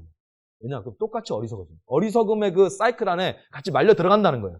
그러니까 대답하지 말래요, 아예. 끊어내라는 거예요. 근데 5절엔 뭐라고 하냐면 그의 어리석음에 대해서 대답을 해주래요. 그래서 그 사람의 어리석음을 깨닫게 해주래요. 4절에서는 대답하지 말라. 5절에서는 대답하라. 뭐 어쩌라는 거죠? 여러분, 완전히 다른 가르침을 연속해서 주고 있잖아요. 여러분, 이건 잠언이 이랬다 저랬다 하는 게 아니에요. 지혜가 이랬다 저랬다 하는 게 아니에요. 뭘 가르쳐 주는 거냐면, 그래서 지금 내가 어리석은 자와 마주하고 있잖아요. 그때가 4절의 말씀을 순종할 때인지 5절의 말씀을 순종할 때인지 시적절함을 판단하라는 뜻이에요. 여러분, 이게 중요한데 우리가 붙잡고 있는 기본적인 그리고 근본적인 신앙의 도리들이 있습니다. 근데 여러분, 그게 늘 천편일률적으로 적용되는 건 아니죠. 때에 따라, 상황에 따라, 사람에 따라, 사안에 따라 정도가 조절될 수도 있고 적용점이 아예 바뀔 수도 있어요. 여러분, 이런 감각을 키워야 돼요. 그러니까 신앙생활 여러분, 감각의 훈련이 되게 중요해요. 여러분, 우리가 교회에서 어려운 일 있으면 그래서 신앙이 연수 많은 분들 찾아가잖아요. 여러분, 그 연수 많은 분들 찾아가서 우리가 상담받을 때 그분들 다 꼭 많이 배우고 무슨 뭐 가방끈 길고 그런 분들 아니에요. 신앙에 경륜이 있는 분들. 여러분, 신앙 경륜이 뭐예요? 감각이 있는 분들. 이런 상황에선 어떻게 하는 게 하나님 앞에서 더 적절한지. 이걸 감각적으로 아시는 분들. 여러분, 몸으로 다 배운 거거든요, 그런 분들. 여러분, 우리도 그런 감각을 키우는 훈련을 계속 해 가야 합니다. 그리고 그런 감각을 이미 가진 선배나 선교사님들에게 조언을 듣는 것도 굉장히 중요해요. 그건 내가 이분들이 몸으로 부딪혀 배운 걸 나는 지금 바로 얻는 거거든요. 여러분, 이런 훈련에 우리가 이제 참여하는 게 중요한데, 여러분, 시적절함. 제가 요새 즐겨보는 TV 프로가 하나 있는데, 자꾸 TV 얘기만 해서 죄송합니다. 제가 좋아하는데 어떡할 겁니까? 뭉쳐야 쏜다. 프로그램 있어요. 여러분, 제가 농구 세대거든요. 우리 때 완전 농구 전성기였어요. 그 농구 대잔치, 프로 되기 전에. 그리고 막 연고전, 막 이렇게 해가지고 대학 농구도 붐을 이룰 때, 정말 같이 그냥 그 열광 속에서 응원을 하고 막 이랬는데, 여러분, 그 당시부터 프로 되고 나서 레전드가 한 명 있어요. 허재라고. 제가 볼 때 이런 선수는 아직까지 안 나왔습니다. 그 전에도 없고 이후에도 없어야지. 그 자식들도 농구하고 있는데 허재만큼은 아니에요. 자식들 들으면 저한테 기분 나쁘지. 저를 모르니까. 뭐 제가 이렇게 얘기해도 되겠죠. 여러분, 이게 뭉쳐야 쏜다가 그 전에 뭉쳐야 찬다 했어요. 그러면 축구. 근데 여기에 모인 사람들은 다 어떤 사람들이냐면 지금 이제 현역에서 은퇴한 사람들인데 운동선수들인데 다 자기 분야에선 나름 레전드급이에요. 다 이렇게 한번 다 이루었다 한 사람들이거든요. 근데 그 사람들이 아니 뭐 솔직히 말해서 자기 분야에서 레전드지 다른 분야 오면 완전 초보예요. 여러분, 이게 뭐와 같냐면 우리가 해외 나가면 여러분 아웃리치 같은 예전에 우리 뭐 코로나 상황이 종료돼서 그런 기회가 또 오면 정말 좋겠는데 여러분 우리 아웃리치 같은 거 나가면 그 외국에 나가서 그 사람들의 언어와 문화를 모르는 상태에서 행동하면 사회적 연령이 뚝 떨어지죠. 어리버리해지잖아요.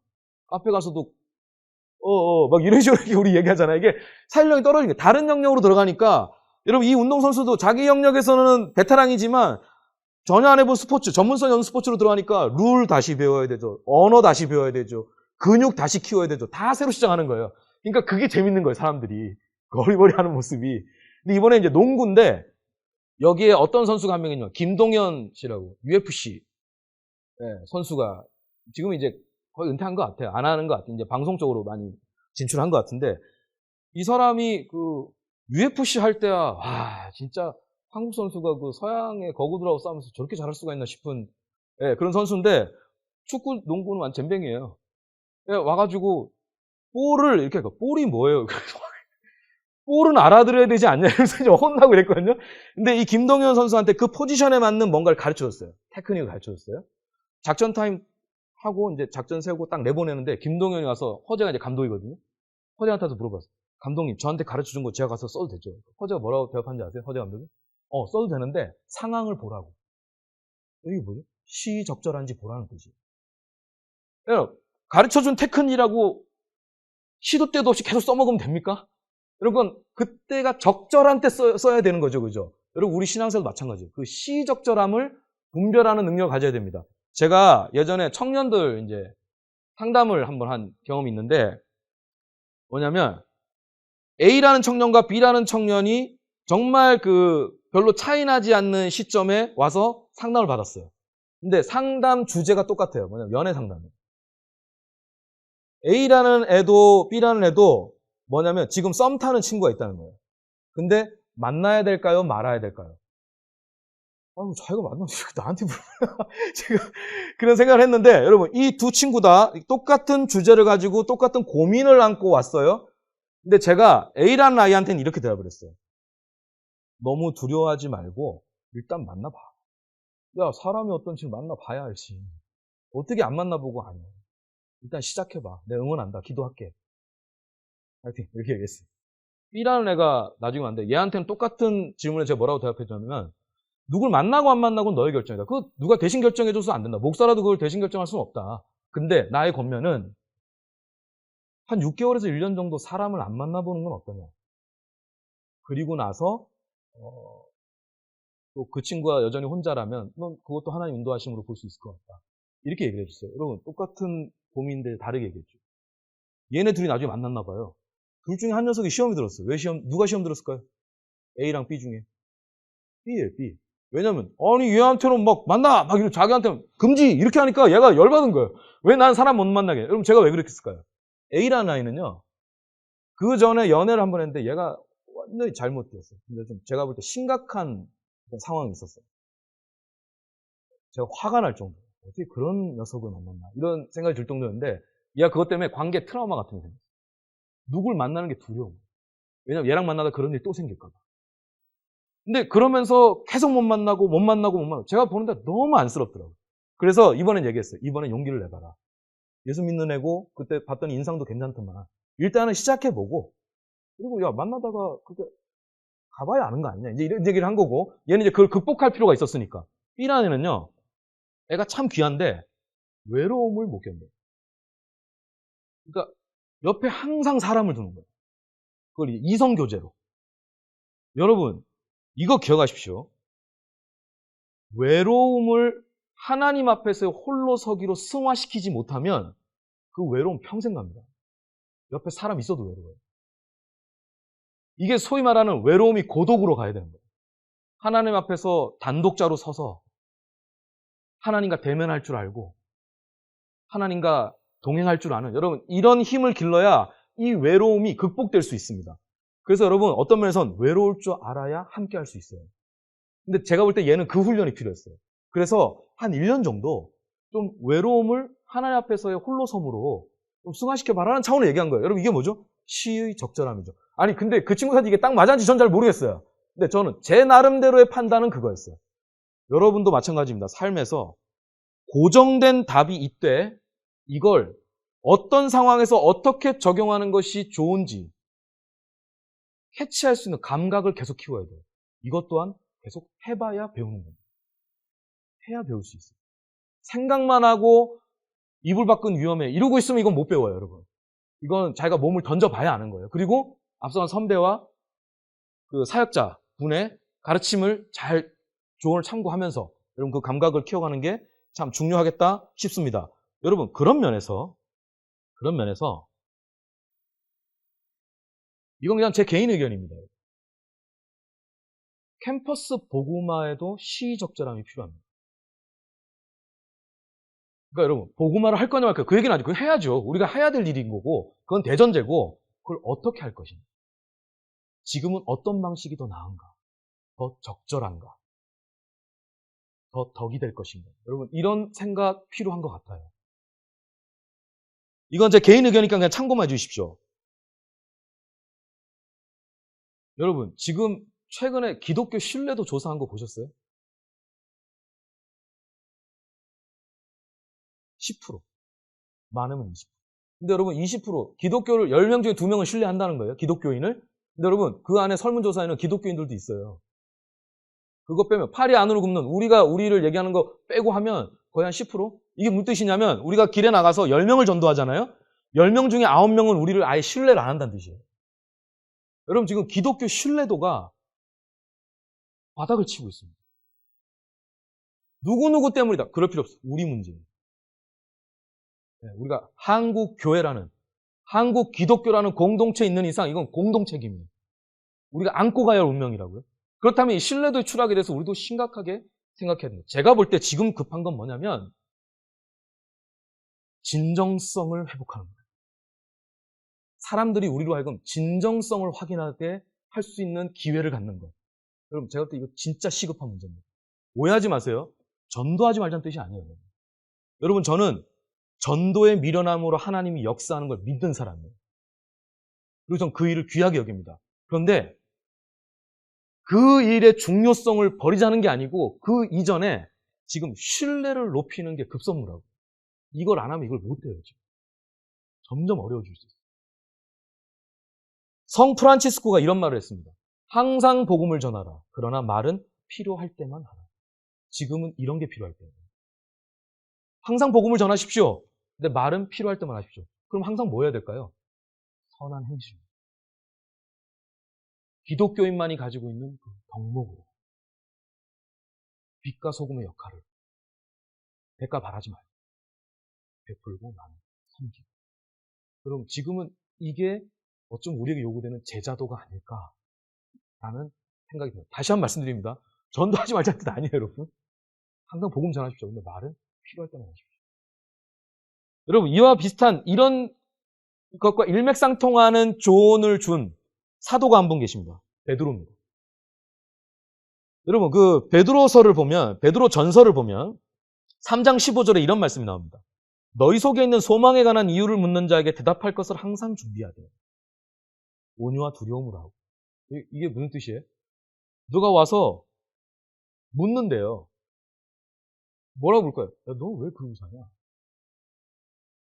야, 이 바보 같은, 이거 놓치면 너 이거 손해보는 거야. 이거 왜 양보해줘? 이걸 네가 가져야지. 너 그렇게 살면 어떡하려고 그래? 이렇게 묻는다는 거예요. 그럼 그때 내가 왜 이런 선택을 하면서도 위축되지 않고 당당할 수 있는지를 설명해 줄 걸 준비하라는 거예요. 여러분, 이게 소위 말하는 선교 전략에서 질문 유발자가 되는 거예요. 이게 요즘 말하는 선교 전략이 있는 거죠. 질문을 유발하는 사람. 여러분, 이런 삶은 언제 가능하냐? 항상 복음은 전하되 말은 필요할 때만 하는 이런 접근에서 가능한 거죠. 여러분, 지금 우리가 뭘 해야 할까? 진정성을 회복하는 게 가장 중요하고요. 그것이 담겨낼 수 있는 선교적 삶. 그러니까 우리 삶 자체가 선교가 돼야 되는 거예요, 지금. 그리고 이 숙제를 풀지 못하면 저는 진짜 너무 암울합니다. 이거 어떻게 될까? 그럼 이걸 전 여러분과 제가 진지한 신앙의 과제로 설정하고 치열하게 고민하면서 우리의 삶에 좀 디딤돌을 놨으면 하는 생각입니다. 자, 여러분, 이런 이제 지혜의 제자도를 말씀드렸고, 이제 마지막으로 상상력의 사람들이라는 주제로 이제 이야기를 하고 마칠까 합니다. 여러분, 기독교에 3대 덕목이 있다고 그러죠. 믿음, 소망, 사랑입니다. 여러분, 존 칼빈은 이 믿음, 소망, 사랑을 두고 기독교에 대한 가장 명쾌하고 간략한 정리. 기독교가 뭐냐? 여러분, 누가 여러분한테 와서 야, 너 기독교인이라며 네가 믿는 게 뭔지 복잡하게 말하지 말고 간단하게 설명해봐라. 그럼 그때는 믿음, 소망, 사랑으로 얘기할 수 있는 겁니다. 칼빈이 이제 그렇게 얘기를 한 거죠. 자, 근데 여러분, 이게 바울 서신을 보면 믿음, 소망, 사랑이 자주 등장하는데 순서가 달라요. 고린도전서 13장을 보면 믿음, 소망, 사랑이 나와요. 그런데 데살로니가 전서 1장을 보면 믿음, 사랑, 소망이라고 나와요. 그리고 골로새서 1장을 봐도 믿음, 사랑, 소망이라고 해요. 순서가 좀 바뀌었죠? 여러분, 이 순서에서 우리가 기억해야 되는 건 마지막에 오는 거예요. 마지막에 오는 게 강조입니다. 믿음, 소망, 사랑에서 사랑을 강조하는 거예요. 믿음, 사랑, 소망에서 소망을 강조하는 거예요. 마지막에 오는 게 이제 강조점인데, 여러분, 한 가지 정리해야 될 것. 여러분 꼭 기억하십시오. 이 믿음, 소망, 사랑은 관념이 아닙니다. 현실에서 역사하는 능력입니다. 어떻게 역사할까요? 그 바울의 표현을 빌리자면 믿음은 그 믿음에 걸맞는 역사를 일으킨대요. 믿음의 역사. 사랑은 그 사랑에서 솟아나오는 수고를 하게 한대요. 사랑의 수고. 소망은 도저히 버틸 수 없고 지속할 수 없는 상황에서도 그걸 인내하게 해준대요. 소망의 인내. 여러분, 이건 다 삶에 실제로 발휘되는 힘들이에요. 근데 이걸 관념으로 이해하시면 안 됩니다. 여러분, 믿음 있습니까? 역사를 봐야 돼요. 여러분 사랑이 있습니까? 어떤 수고를 하셔야 돼요? 여러분 소망이 있습니까? 어떤 인내를 하고 있는지 돌아보세요. 그거에 있어야 그 덕목이 진짜 내 안으로 들어온 거예요. 이게 우리 안으로 들어와서 그런 힘을 발휘해내는 거거든요. 근데 여러분 이 마지막에 오는 게 다르다라는 걸 이렇게 이해하십시오. 고린도전서 13장에 있는 믿음, 소망, 사랑에서 사랑이 마지막에 오는 건 일단 첫 번째 고린도 교회 상황 때문이에요. 고린도 교회는 참 가진 게 많은데 사랑이 없었어요. 다 가졌는데 은사도 얼마나 많고 잘난 사람 많고 말 많고 문제 많고 이런 건 좋은 건 아닌데 뭐 많았어요. 많았는데 이 사람들이 왜 이렇게 다툼이고 갈등이냐? 사랑이 없어요. 그래서 너희가 결국 이 사랑이 없으면 너희가 자랑하는 그 믿음 뭐 이런 소용없다고. 바울이 이제 그 강조를 주기 위해서 이걸 마지막에 둔 거예요. 그리고 여러분 이건 신학적으로도 사랑이 마지막에 오는 건 의미심장해요. 뭐냐면 여러분 우리가 이제 새하늘과 새 땅이 임해서 하나님과 이제 마주하는 날이 온다고 칩시다. 혹은 주어서 그 전에 낙원에 있다고 칩시다. 여러분 이제 하나님 대면했어요. 그때 믿음이 필요합니까? 안 필요합니까? 믿음 필요 없어요. 이제 같이 하는데 무슨 믿음으로 왜 봐요? 직접 보는데. 여러분 소망 필요합니까? 기다리고 있는 게 왔어요 이제. 이젠 기다릴 필요가 없어요. 그럼 소망 없어지는 거예요. 그럼 사랑은요? 영원히 남겠죠. 믿음, 소망은 시효가 있어요. 그런데 사랑은 영원해요.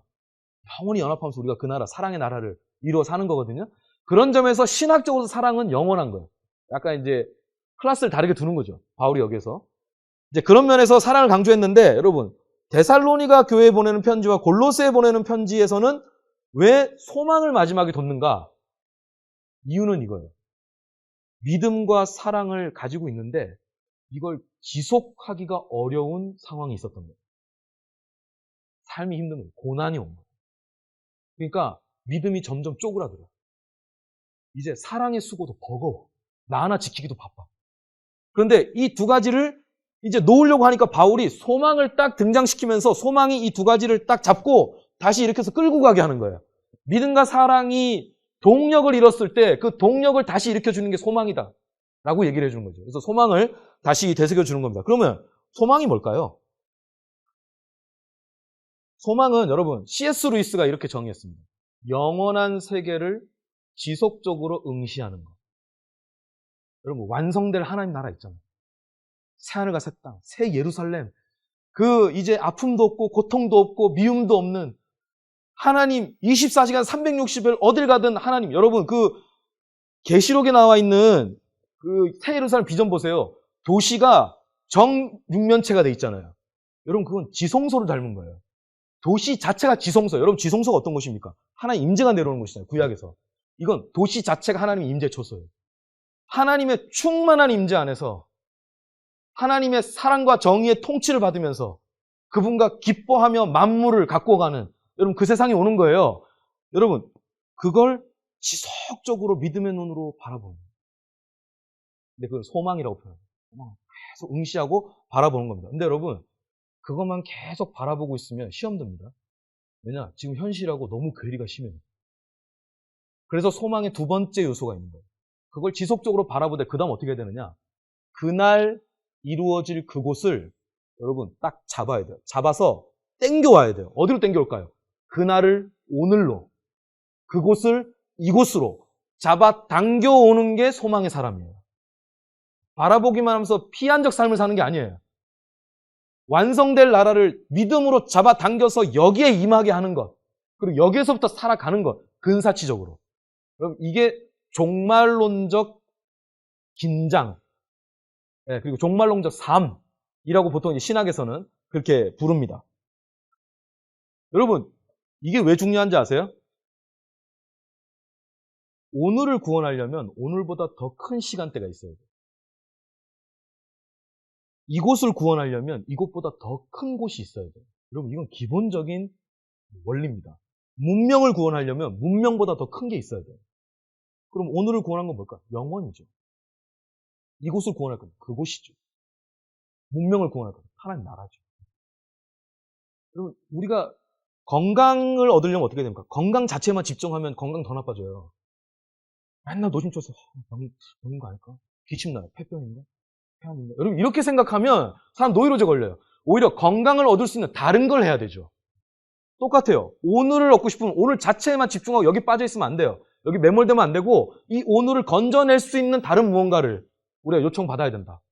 요청해야 된다라고 말씀을 드립니다. 그게 바로 그날을 오늘로 그곳을 이곳으로 끌어당기는 이 소망의 힘.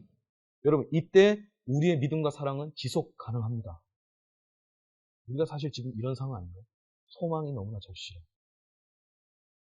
우리의 믿음이 힘을 잃어가고 각자 도생이라고 해서 다른 사람 돌보는 거 버겁고 자기 살아남기 바쁘고 그것도 버거워. 우리 되게 슬픈 우리 시대 자화상이죠. 여러분 이거 뭐 한탄만 하고 있을 게 아니라 우리의 믿음과 사랑을 다시 불러일으킬 그리고 우리가 가야 할 길을 가게 하는 게 뭐냐? 소망해보고 끌어당기는 끌어오는 이 힘이다 라고 말씀드리겠습니다. 여러분 그 윌리엄 윌버포스라는 사람이 있습니다. 영국의 정치인이죠. 이 정치인이 유명한 이유는 하나예요. 최고의 권력 자리에 올라가서 유명하지 않아요. 이 사람 그러지 않았어요. 이 사람 유명한 이유는 하나입니다. 노예 해방을 위해 평생을 바쳤어요. 여러분 이 사람이 그 노예 해방을 위해 헌신하게 된 계기가 뭔지 아세요? 존 웨슬리가 일으켰던 감리교 운동에서 복음을 듣고 회심해요. 그리고 이 사람 완전히 천국에 사로잡혀요. 그러면서 눈 뜬 거예요. 뭘 눈 떴을까요? 비참하게 사는 노예들의 삶에 눈이 뜬 거예요. 왜냐? 그 나라에서는 사람들이 그렇게 살지 않을 거거든요. 다민족, 다인종, 다문화, 사람들이 하나님의 통치 아래에서 그 압도적인 공통분모 위에서 아름다운 모자이크를 이루면서 살 게 그 나라예요. 그 나라에 눈을 뜬 거예요. 그래서 그걸 당겨온 거죠. 지금 여기에서부터 하나님이 만드신 사람, 하나님의 형상인 사람이 이렇게 사는 건 하나님 뜻이 아니다. 라고 해서 노예를 해방시키는 일에 올인합니다. 여러분 근데 이거 잘 생각하셔야 돼요. 오늘날의 노예 해방 찬성하는 사람이 있습니까? 미친 사람 취급받죠. 오늘날에 노예가 있어야 된다 이렇게 얘기하면. 근데 여러분 그 당시에는요. 노예를 풀어줘야 된다 그러면 미친 사람이에요. 그 당시에 노예 제도는 매우 상식적인 거였습니다. 경제 면에서나 사회 질서 면에서나 노예는 반드시 있어야 된다. 이게 상식이었고요. 거기에 송곳 하나가 뚫고 올라온 거예요. 윌리엄 윌버포스가 노예를 해방해야 된다. 올인했죠. 여러분 윌리엄 윌버포스가 그런 일을 한 건 그 힘이 어디서 왔을까요? 끌어당기는 힘. 지금 여기에서부터 내가 할 수 있는 일을 하겠다. 일을 한 거예요. 최근으로 좀 와볼까요? 미국의 사회에서 겪는 아픔 중에 하나가 뭐냐면 반복해서 벌어지는 총기 사고입니다. 그게 때로는 우발적이지만 때로는 의지적으로 일어나기도 하죠. 여러분 민간인이 총을 가지고 총을 쏘는 나라는 되게 무서운 나라죠. 아니 공권력이 총을 갖고 있어야지. 이 시민을 지키고 나라를 지키기 위해서 갖고 있어야지. 여러분 시민이 총을 갖고 있다는 건 참 이거 어려운 일입니다. 부작용이 더 많을 텐데 미국 그것 때문에 늘 몸살을 앓아요. 근데 이쪽이 워낙 막강하다 보니까 세력이 이걸 못 바꿔요. 총기 사고 났어요. 그래서 애 하나가 스쿨버스에서 죽었습니다. 학생이 왜 스쿨버스에 총을 맞아 죽을까요? 전쟁터도 아닌데. 그 애도하던 시민들 대표단이 백악관에 찾아 대통령을 만납니다. 민간인들의 가정에서 총을 수거해달라. 그 요구를 들어주지 않았어요. 못 들어주죠. 지금 그게 뭐 그 안에서는 무기력하잖아요. 그게. 그래서 그게 좌절되는 걸 보고 여러분 미국에 있는 1년의 그리스도인들이 열받았어요. 그래서 어떻게 했는지 아세요? 자발적인 총기 반납 운동을 했어요. 근데 이 사람들 총기 반납해가지고 어떻게 하는지 아세요? 그 총을 사람들 보는 데서 다 있는데 광장에다 자리 세팅해가지고 여러분 그 당금지라는 거 있지? 그 용광로 같은 데다가 그 총 쇠를 녹여요. 녹여서 이걸 다시 틀에 넣어가지고 낫으로 만들어. 삽으로 만들어. 왜 그랬게요? 이사야서에 보면 이런 말씀이 나옵니다. 2장 4절에 칼을 펴서 보습을 만들고 그들의 창을 쳐서 낫을 만들 것이다. 이건 여러분 마지막에 완성될 하나님 나라에 대한 비전 선지자가 본 거예요. 여러분 어린아이가 그 뱀굴에 손 넣어도 안 물리고 사자 어린 양이 뒹굴고 여러분 이거 하나님 나라 완성됐을 때 모습이거든요. 그거를 이 사람들이 기억하면서 우리가 이 나라를 지금 여기서 완전히 이루진 못하더라도 사람들에게 메시지를 던지자 하고 그리스도인들이 그리스도인의 양심으로 이런 일을 했습니다. 여러분 되게 보면 윌리엄 윌버포스도 그렇고 미국의 그리스도인들은 공통점이 뭡니까? 상상력이 있죠. 그 당대 사람들은 하지 못하는 감히 엄두내지 못하는 것을 상상하잖아요. 여러분 그 상상력이 어디서 왔습니까? 소망에서 온 거예요. 소망. 여러분 우리의 상상력의 원천이 어디에 있는지를 기억하셔야 돼요. 제가 그 광주 전남 지역에서 사역을 하는데 광주 전남 지역을 저는 이제 그전에는 말로만 듣고 가보고 싶은 곳이었는데, 가서 살다 보니까 이제 겉으로 볼 땐 모르던 면들을 많이 봤죠. 근데 여러분, 이건 광주 전남뿐만 아니라 두루두루 그래요. 지금 우리나라 보편적인 현상이 저는 이제 그 지역에서 발견을 한 거죠. 뭐냐면, 그 소위 좀 시골, 산간벽지라고 그러죠. 도서 지역 이런 데 가면, 소외를 2중, 3중으로 겪는 애들이 있어요. 그러니까 이걸 제가 당연하다고 얘기하는 게 아니에요. 이런 현상을 지금 기술하는 거예요. 조선 가정에 다문화 아이, 그리고 가난. 여러분, 이건 3중 소외예요. 3중 소외. 이런 아이들 너무 많더라고요.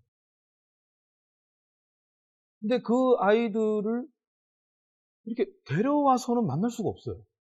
뭐 접촉적이고 신뢰가 있어야 되는데 그거 안 되잖아요. 누가 그걸 한번 옵니까? 예전처럼 모이지도 않고.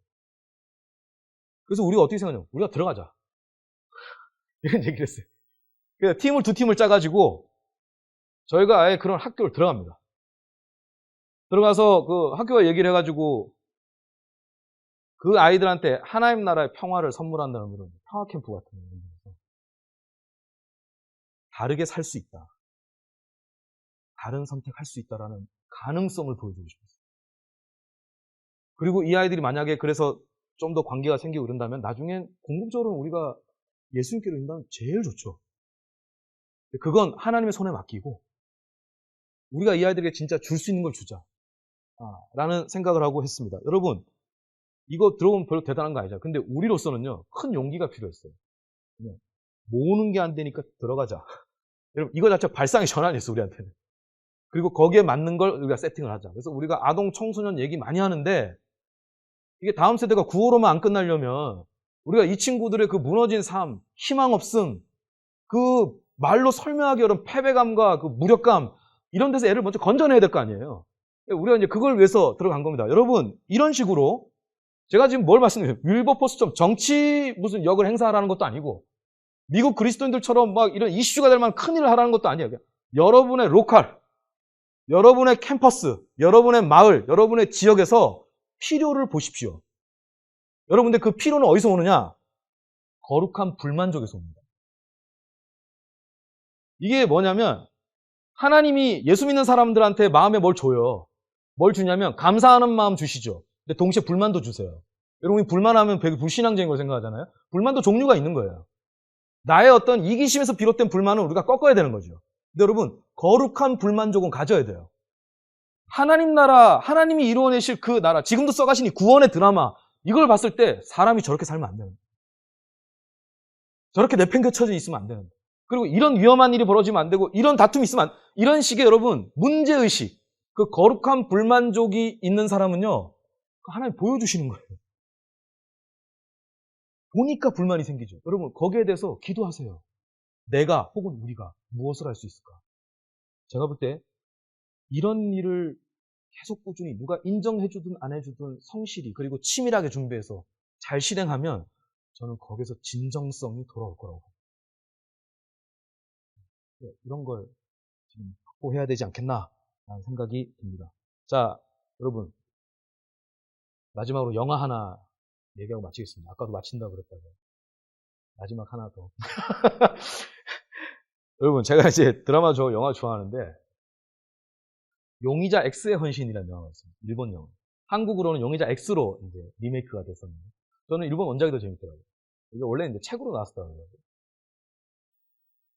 이제 여기 제가 스토리를 다 말씀드리려는 건 아니고, 궁금한 분은 영화를 보십시오. 이 용의자 X의 헌신에 두 인물이 나와요. 유카와와 이시가미. 이 두 주인공이거든요. 근데 실제로 나중에 영화 설정은 이 이시가미가 용의자, 유카와는 이 용의자를 쫓는 수사관. 근데 이 둘이 원래 학교 동창이에요. 나중에 범죄로 만난 거예요, 서로.